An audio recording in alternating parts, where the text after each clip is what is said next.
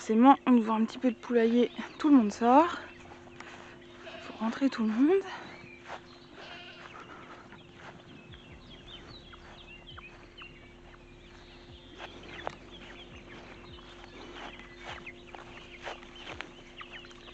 Allez, suis les autres. Allez, bonhomme.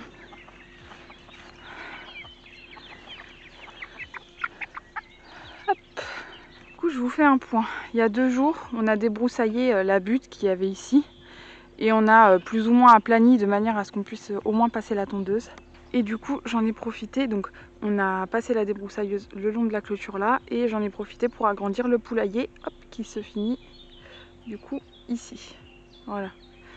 Donc on a agrandi, comme ça ils ont plus de place, ils sont contents d'ailleurs. Parce qu'en plus de ça, les poulets ils volent pour sortir. Donc là, c'est vrai qu'ils sortent un peu moins, même si j'en retrouve toujours en dehors du poulailler. Donc là, la petite roquette qui me suit partout. Je passe la tondeuse, elle est là. J'enlève les briques, elle est là. Donc là... Donc du coup, là j'ai tout nettoyé. Il y avait un tas de trucs qui étaient de base dans la serre en fait. Que j'avais laissé, je les avais juste posés devant. Là j'ai vraiment tout enlevé, j'ai tout rangé, donc ça c'est déjà pas mal. Et j'en ai profité, j'ai enlevé toutes les briques qu'il y avait autour qui servaient de base à tenir la bâche de la serre, mais comme il n'y a plus de bâche, et j'ai enlevé les briques. J'en ai laissé juste quelques-unes parce que là par exemple il y a un trou dans le poulailler mobile et ça évite que les poussins passent. J'en ai laissé, bon, ça se voit pas mais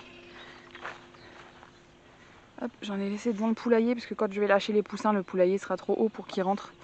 Donc j'en ai laissé là aussi. Et sinon, bah, tout le reste j'ai ramené et j'en ai profité pour passer un petit coup de tondeuse vraiment rapide parce qu'il y a encore plein de morceaux d'herbe qui ressortent. Mais c'est juste histoire que ça fasse un petit peu plus propre quand même.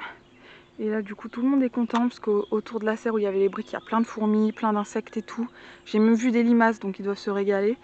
Et puis bah là comme j'ai tondu, il doit y avoir plein d'insectes qui sont ressortis. Du coup ici on a agrandi pour la simple et bonne raison que là on a le pré du voisin. Et quand il n'y a pas ses chevaux, il fait du foin à cet endroit-là. La dernière fois il a fauché et on a eu du coup des orvées qui sont passées. Donc nous on n'aime pas les serpents et les poules s'en sont occupées toutes seules. Donc on s'est dit qu'on allait agrandir le poulailler de manière à ce qu'elle puisse être au max le long de la clôture. Comme ça, si un orvé ou quelconque serpent passe, elles l'attraperont au passage, normalement. Donc voilà, comme ça en plus ils débroussaillent un peu le long de la clôture. Donc nous ça nous arrange et franchement j'adore, on les voit voler, courir partout et tout, moi ça m'éclate.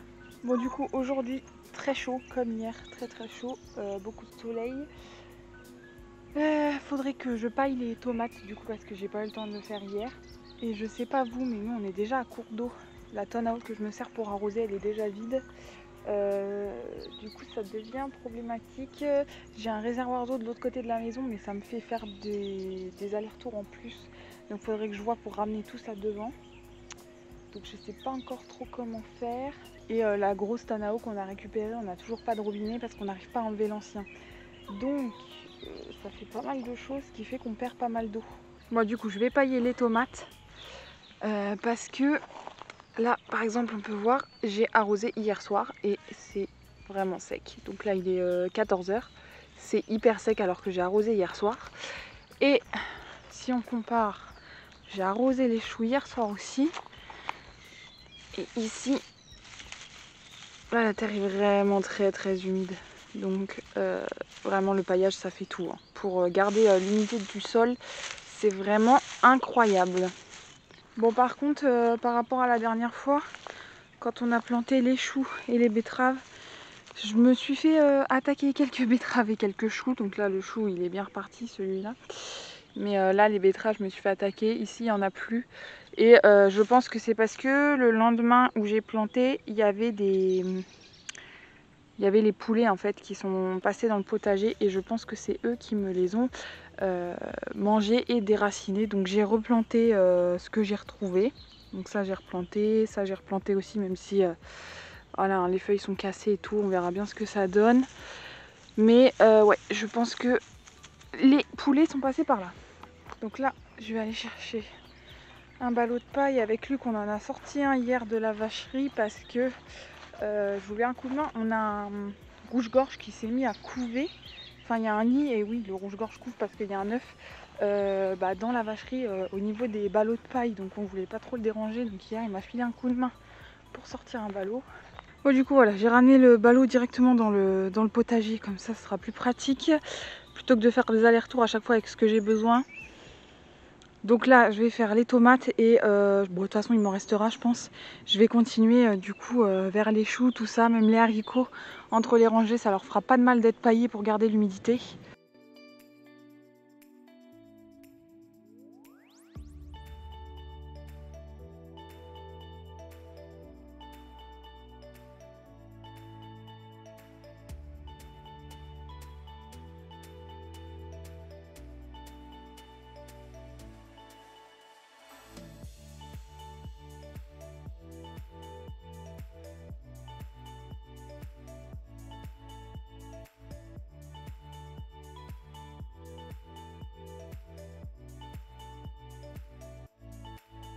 Du coup, voilà, j'ai tout paillé. Ah, j'ai fait tous les pieds de tomates. Et du coup, j'ai fait aussi les haricots, les épinards, les carottes et les haricots qu'il y avait là aussi. Comme ça, tout est fait. Voilà, au moins on est tranquille sur l'humidité pour l'instant. Bon, du coup, là, ce qu'il faudrait que je fasse, c'est aller récupérer toute l'eau qu'il y a derrière la maison, dans le réservoir derrière, pour ensuite déplacer le réservoir et le remettre devant, là où ce sera plus pratique pour nous de le remplir et de pouvoir le vider ensuite pour les arrosoirs. Le seul truc, c'est qu'il est vraiment plein, donc il va falloir que je le vide avec les arrosoirs et que je ramène les arrosoirs jusque devant la maison pour les remettre dans le réservoir qui est déjà vide. Donc je vais faire pas mal d'allers-retours. Et du coup, j'ai réfléchi tout à l'heure, j'étais en train de voir ce que je pourrais mettre en place pour récupérer un peu plus d'eau. Parce que c'est vrai que c'est compliqué. Là, ça fait 2 semaines qu'il pleut pas et j'ai déjà plus d'eau dans ma cuve. Donc ça va être compliqué cet été si on a une canicule. Du coup, ce qu'il faudrait, c'est que déjà je mette en place un truc pour les cochons d'Inde. Comme ça me fait de l'eau en moins à récupérer, sachant que l'eau des cochons d'Inde, c'est de l'eau que je prends au robinet. Donc là, il faudrait que je passe par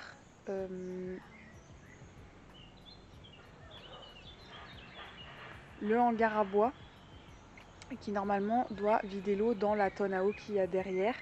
Et faudrait que je vois pour faire un système où je peux interchanger les gouttières pour remplir une poubelle. En fait, c'est ce que je vais faire. Je vais prendre vous savez, les poubelles noires là, on en a plein ici. Vous voyez les poubelles comme ça, nous on en a quelques-unes. Là ici j'en ai une pour, je sais même plus quoi d'ailleurs, pour le chanvre. J'en ai une pour les graines pour poussins, une pour les graines des poules. Donc on en a quand même quelques-unes ici. Du coup voilà, c'est le genre de poubelle qui est hyper pratique et niveau contenance ça suffirait largement pour les cochons d'Inde. Ils sont 5 et j'utilise, allez, 1,5 litre, ça me fait 2 jours. Donc franchement une poubelle ça me fait quand même pas mal de temps. Même si on est en pleine sécheresse, donc déjà ça faudrait que je mette en place. Ensuite il faut réparer du coup la tonne à eau, le robinet, il faut que je vois pour en retrouver un autre, mais il faut déjà que j'arrive à enlever celui-là.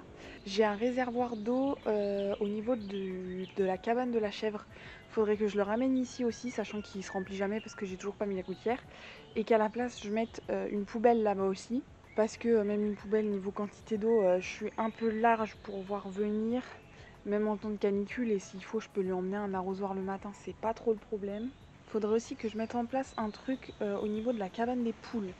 La cabane des poules, j'ai un toit du coup qui est en pente forcément, et il faudrait que je vois si je peux mettre quelque chose derrière pour récupérer l'eau de pluie. Et du coup il me faudrait un réservoir aussi, mais il me faut un truc assez grand parce que là je leur ai acheté un réservoir d'eau de 10 litres et les 10 litres ils me font 3 jours je crois, un truc comme ça. Vraiment ils boivent beaucoup.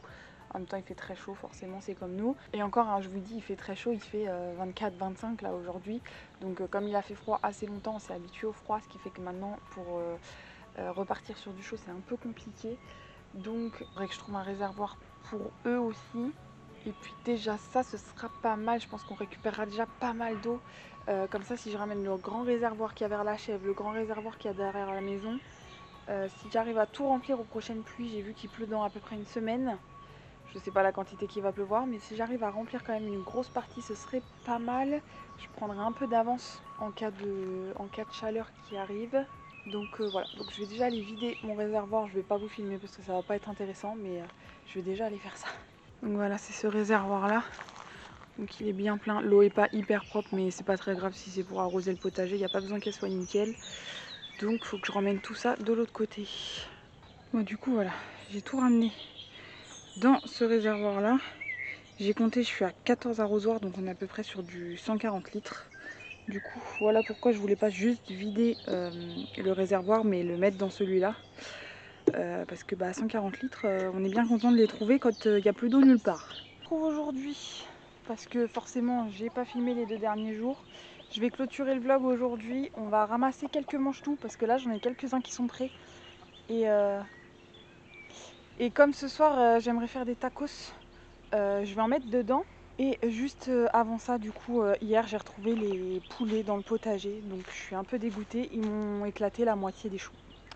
Les choux, les betteraves, voilà, il m'en manque la moitié. Les betteraves, je crois qu'il m'en reste que 1 ou 2 plants de tout ce que j'avais. Et les choux, ouais, ils m'ont tué la moitié, donc je suis un peu déçue. Je vais quand même en ressemer. Je sais pas trop ce que ça va donner, parce que là je vais peut-être être un peu trop dans la saison, mais bon c'est pas grave, on verra bien, je vais en ressemer. Et puis voilà. Du coup, j'ai pris mon petit saladier, je vais récolter les manches-tout et je vais peser aussi pour savoir combien je récolte. Je vais essayer de tout peser cette année, sauf certains trucs comme les fraises où on les mange au fur et à mesure, donc on pèse pas de toute façon, c'est qu'on en a pas assez. Donc c'est parti.